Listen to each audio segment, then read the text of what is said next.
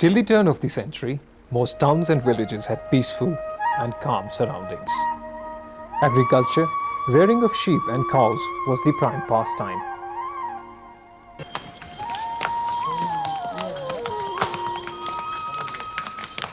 With the advent of steam engine and the rolling stock like automobiles and railways, sound has made inroads into the pastoral countryside.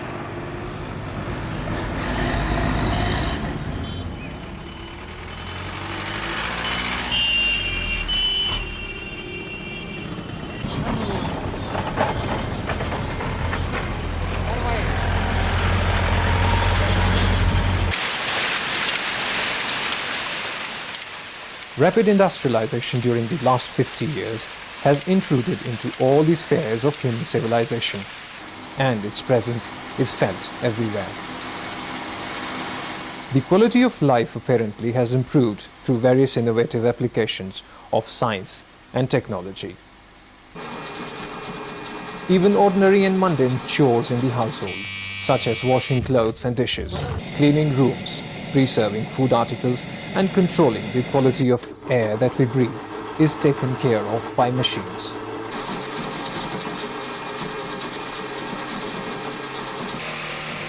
While the machines have made things easier and faster, technology and scientific innovations, on the other hand, have contributed to various forms of environmental degradations during manufacture or while in use. With the coming of new industries, the quantum of different noises and sounds produced by the factories has increased manifold. There is hardly an industry that does not generate sound in one form or other. This has resulted in noise pollution.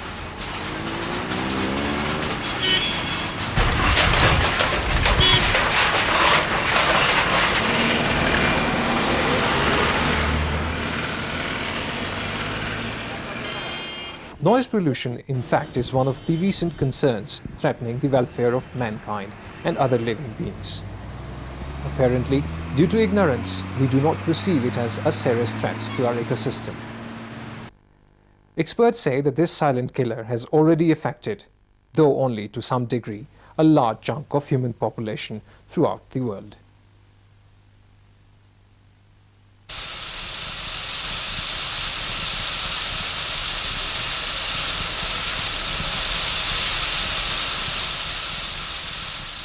Defining noise and distinguishing it from music is not easy, because the line dividing music that is soothing to mind and soul and high voltage screens bordering noise is very thin.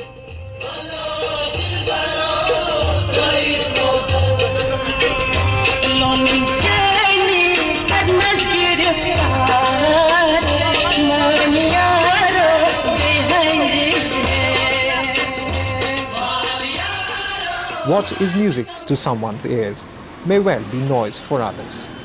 Although sound by itself is not noise, the frequency, pitch and its amplitude that does not sound the human ear may in loose terms be called as noise. However subtle the difference, high levels of music and noise can have the same detrimental effects on human beings physiologically as well as psychologically.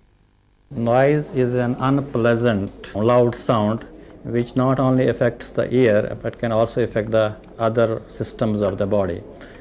The effects of the ear would vary whether it is a sudden, if you are exposed to sudden burst of sound like a cracker blast or a bomb blast or a grenade blast, or one is exposed to noise at the workplace, he is working in an industry. There over a period of, it will depend how long he has been working in that environment, his hearing will be affected. And that will also depend on the duration of this working in that environment. Initially he may develop a temporary deafness, but if he is not changed from that environment or if he is not using protective means, he can develop a permanent deafness. In addition to its effect on the ear, you can have effect on the other systems of the body. We can have develop restlessness, you can have loss of concentration, one can get a headache. In addition to these, you can also have the effect on the cardiovascular system, like you can have the increase in the blood pressure, increase in the heart rate, there could be even permanent ECG changes. It will also affect the respiratory system, And it has also been seen that it affects the blood vessels, with the result that the peripheries of the person, like hands and feet, there is less blood supply to these areas, and they can develop paresthesia, like the numbness of the limbs can develop. In cities, the noise generated by cars, trucks, scooters, railways, and the human beings themselves adds upon phenomenal proportions. The ear acts as a detector of sound and is extremely sensitive to subtle variations in amplitude and frequency. The human ear is capable of registering the sound from a falling pin in a quiet room to the thunderous roar of a jet aircraft. Sound and noise levels basically are the same, at least so far as their quality is concerned. The basic idea is that we convert it by using a sort of a transducer like a microphone.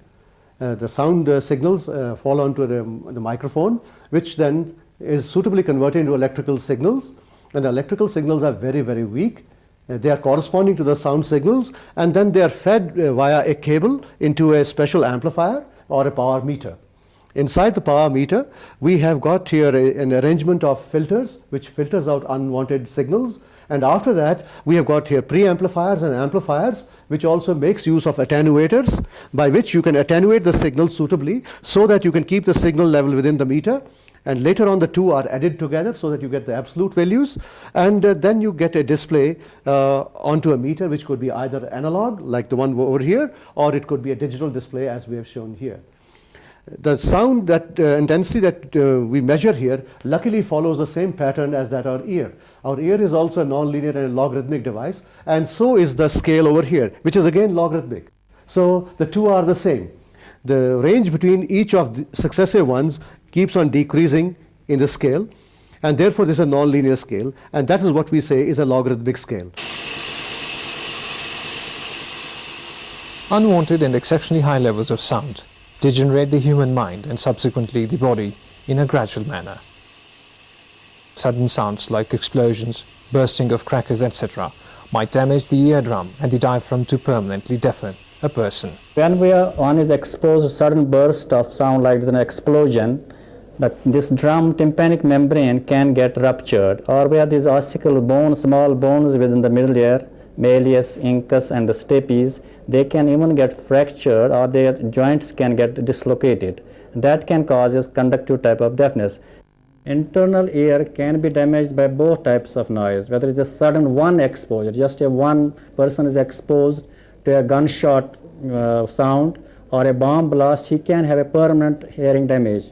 Similarly, in the constant noise, when one is exposed in a factory or he's working in a busy street where there's a lot of traffic is there, so a lot of noise is there, over a period of time, he will gradually damage the inner ear. The damage in the inner ear, we have the hair cells, which are the organ for hearing, they get degenerated. The fluid within that gets changes in the metabolism. There is a collection of glucose, there is changes in the enzymes, which lead to permanent damage to the hair cells and permanent hearing loss. Exposure to thresholds of sound levels beyond 60 decibels for long durations induces permanent side effects like sleeplessness and irritating behavior with consequent loss of efficiency. Sound pollution at a totally different plane is also responsible in driving away wildlife, be it birds or mammals.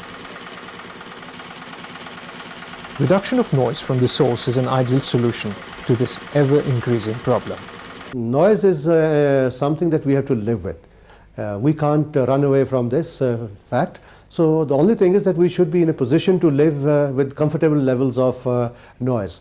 In the villages and in the pastoral areas and in the countryside, one very good method is by planting trees and green plants and plants which have a lot of foliage and lot of leaves. They can reduce the sound produced by various types of noise signals to as much as by 20 to 30 decibels and bring it to a comfortable level.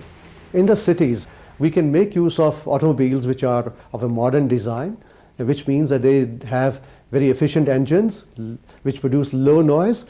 At the same time, they have good mufflers and silencers which can efficiently reduce the sound produced by the engines. Thirdly, we can make use of lubricants, which can also reduce the engine noise, and besides it will be good also by reducing the pollution in general. In the household, we make sure that the kitchen is slightly isolated. There are thick doors. The sound of the kitchen does not go into the living room or into the bedroom.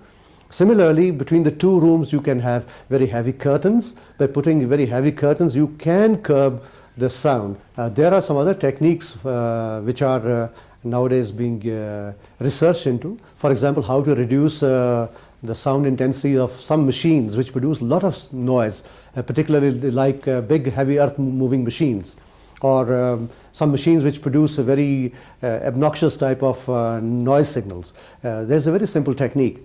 The technique involves that the signal which is producing the noise, the signal is taken from there, it is amplified, and then it is phase reversed by 180 degrees.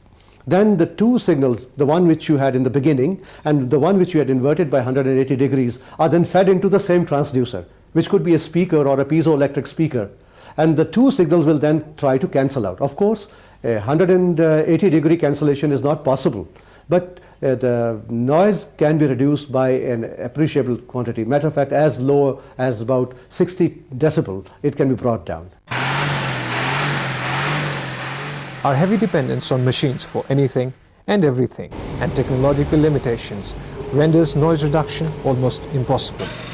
So living with noise is an unwanted choice we are left with. In a very noisy surrounding, for how much time a person can work, that has to be made understandable to the management. Because suppose there is a hearing level is 90 decibels, there a person can work for 8 hours over a period of time. But if we just increase this to 95, we only increase by 5 decibels, the working safe limit of working for that person comes half. He can only work for 4 hours in that environment. And if we go to 100 decibel intensity of the noise, that person will have to work only for 2 hours in that without getting damage to the hearing. So management has to take these precautions, and if a person is getting some temporary damage to the hearing, his duty hours can be reduced, or he can be shifted from a very noisy surrounding to a better place where there is less noise. That's one way they can do it. And then the workers who are exposed to a sound level of above 90, they have to use ear protectors, they have to use ear muffs which can attenuate the sound, and their hearing can be protected. Till something is done to safeguard mankind from the noisy killer, it is in our own interest that we as a society take up this challenge and make determined efforts in reducing the background sound and peak levels. Our individual and collective efforts will make this land again as peaceful as it was.